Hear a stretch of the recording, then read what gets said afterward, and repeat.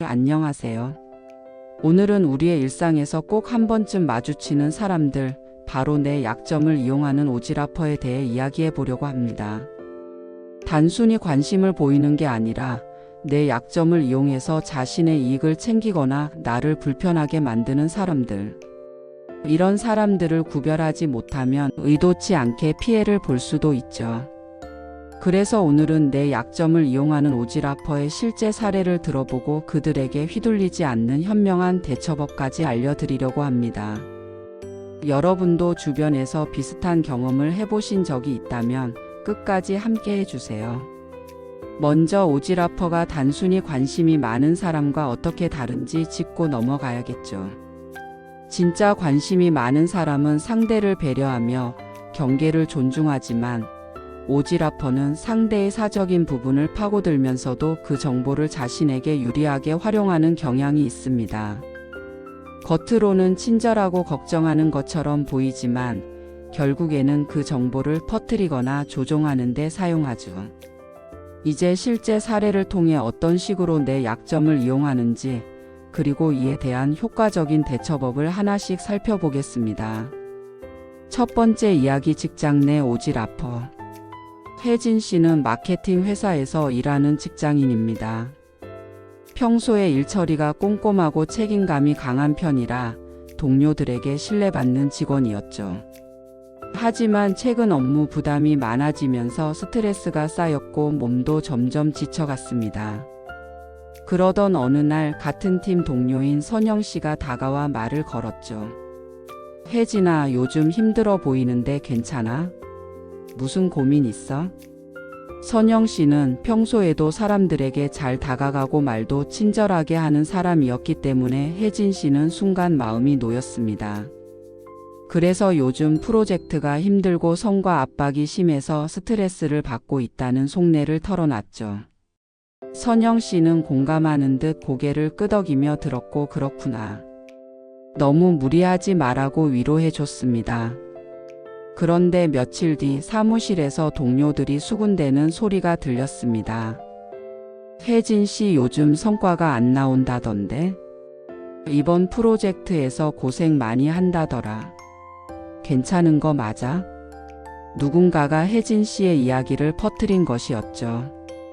결국 팀장까지 이 소문을 듣게 되었고, 혜진 씨는 능력에 문제가 있는 것처럼 보일까봐 불안해졌습니다.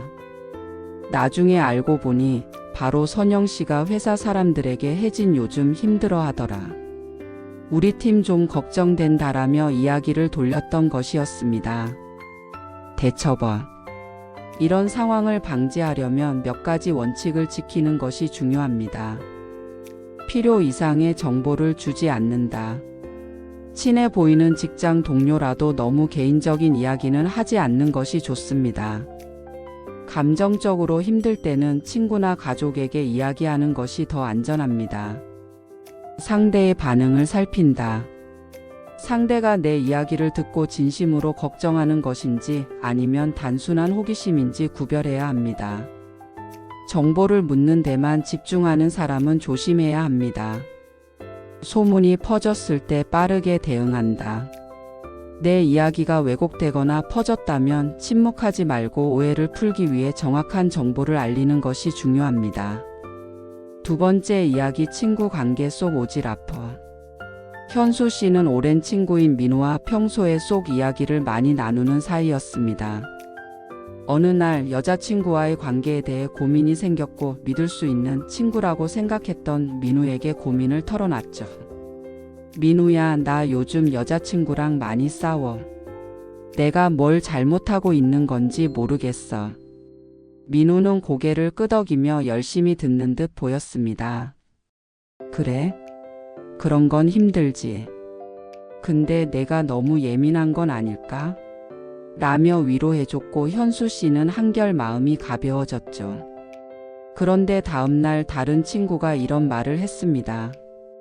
야, 너 여자친구랑 문제 많다며? 민우한테 들었어. 심각하다고 하던데? 현수 씨는 당황했습니다. 민우는 그저 관심 있는 척했을 뿐 사실은 다른 친구들에게 그의 연애 고민을 퍼뜨린 것이었죠. 대처법. 테스트 대화로 신뢰도를 확인한다.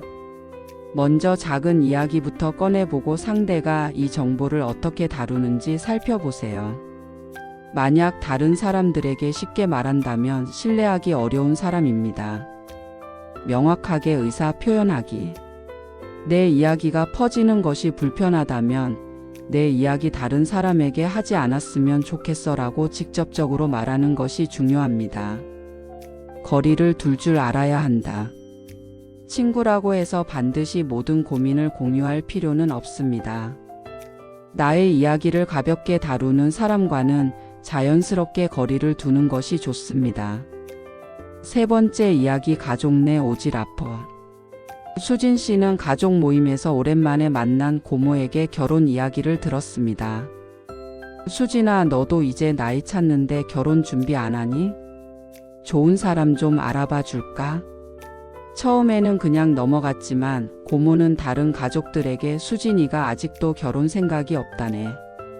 큰일이야 라며 이야기를 확대 재생산했습니다. 이후로 가족 모임에서 결혼 이야기가 계속 나와서 스트레스를 받았죠. 대처법. 단호한 태도를 유지한다. 고모, 그런 이야기는 제가 알아서 할게요처럼 부드럽지만 확실하게 선을 긋는 것이 중요합니다.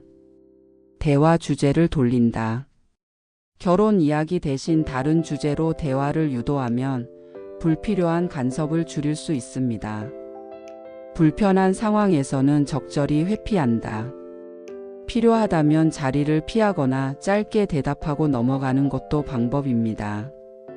오늘은 이렇게 내 약점을 이용하는 오지랖퍼의 실제 사례와 대처법에 대해 이야기해 봤습니다. 중요한 것은 내 이야기를 함부로 공유하지 않는 것, 그리고 경계를 분명히 하는 것입니다. 여러분도 혹시 이런 경험이 있으신가요? 여러분만의 대처법이 있다면 댓글로 공유해 주세요. 도움이 되셨다면 좋아요와 구독 꼭 부탁드립니다. 다음에도 더 유익한 이야기로 찾아뵙겠습니다. 감사합니다.